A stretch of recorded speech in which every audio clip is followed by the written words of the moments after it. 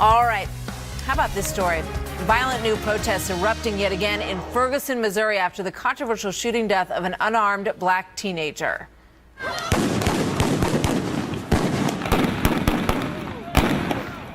must disperse immediately. This is no longer a peaceful protest when you try to injure people. You must disperse now. It's unbelievable what is happening here. The police forced to use tear gas and smoke bombs to try to disperse protesters because they said it was turning violent. They wanted everyone to go home, many of them launching Molotov cocktails at the officers. All this after a police officer shot and killed a teenager, 18-year-old Michael Brown, in Ferguson, Missouri. Joined now by David Webb, the host of the David Webb radio show on Sirius XM, and Leslie Marshall, syndicated radio talk show host. Both are Fox News contributors. This situation, Leslie, does not seem to be calming down. You know, when you look at these pictures of the police in riot gear in the streets, it looks like 1968.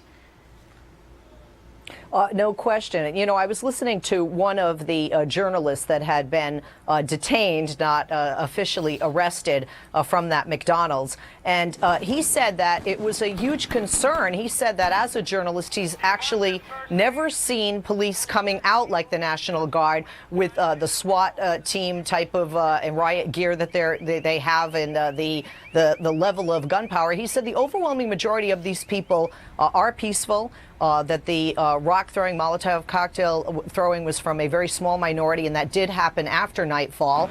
And this is obviously a situation where the people are very angry, and the people, there are two very different accounts of the story between the police and eyewitnesses, including the young man that was walking alongside Michael Brown the day of the fatal shooting. It's a terrible situation. And as you point out, a lot of these protesters are peaceful. But David, we also know that the Black Panthers have arrived on the scene.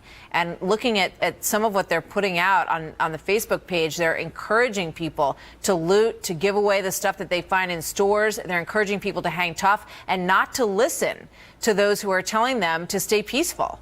Yeah, and Martha, you know, you have to look at what they have to work with. You have a town, unfortunately, Ferguson, which also has a high crime index rating, higher than the surrounding communities, so that's an additional problem.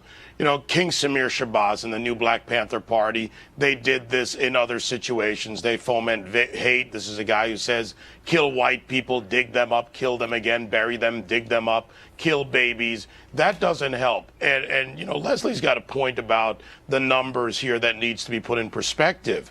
That is that, yes, there are only a few people throwing Molotovs, or several, out of the larger crowd, but the problem is safety. The minute they start doing that, the police have a responsibility as well to the community to make sure that that doesn't escalate. So you do that by dispersing the crowd.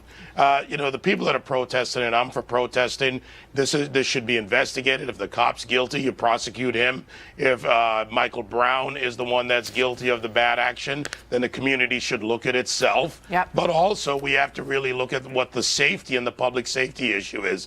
The reporters. The investigation is ongoing. I mean, they're in the beginning of this, as we have stated very clearly here. The police officers and the witness have very different stories, and then the investigation is underway. One of the big issues is that they have not named this police officer, and I want to play the chief of police, who was on last night with Sean Hannity, on the reason why. Here he is. We had originally believed that, you know, we had an obligation to release that information to the public, and to the press. But what happened is another officer's name was released as being the officer involved in the shooting. He was not, but his picture was put up on the internet. His Facebook page was hacked, and death threats started coming in.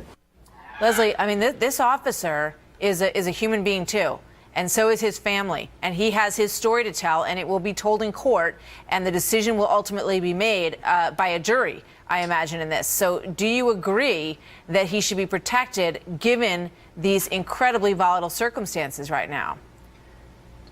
Well, first of all, I've spoken on my radio show to a number of people in Ferguson who say that they in the community know who the police officer is.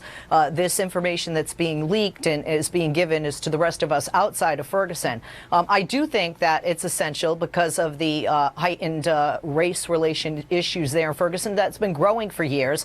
But at the same time, there's anger over not just false information about this officer, but the type of picture and the way Michael Brown is being portrayed, even though he's been shown to be a good kid with good grades who is going to be going to college.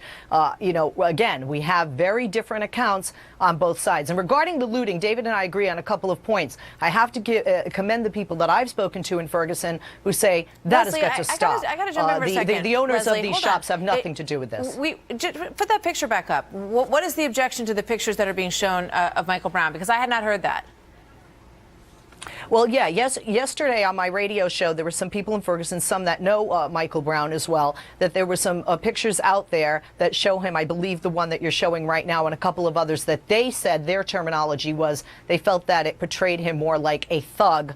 And they felt that the visual image was negatively portraying a young man they felt to be a very good student and a good kid overall. I mean, it doesn't look like a bad picture. I don't know, David. Do you find is there anything that you find objectionable about the picture situation? Because I remember we had all this with Trayvon Martin as well in terms of the pictures that were shown. The picture's a distraction, Martha, unless there's something really outrageous out there. But back to what you asked about and the safety issue. Neither story has been determined by the evidence, which includes a coroner's report, bullet entry, angle of entry, all these things that matter, which is what evidence is. That hasn't been determined. So therefore, the police officer has a right to safety. And here's the issue. It's the few that will go out and either act against him or his family.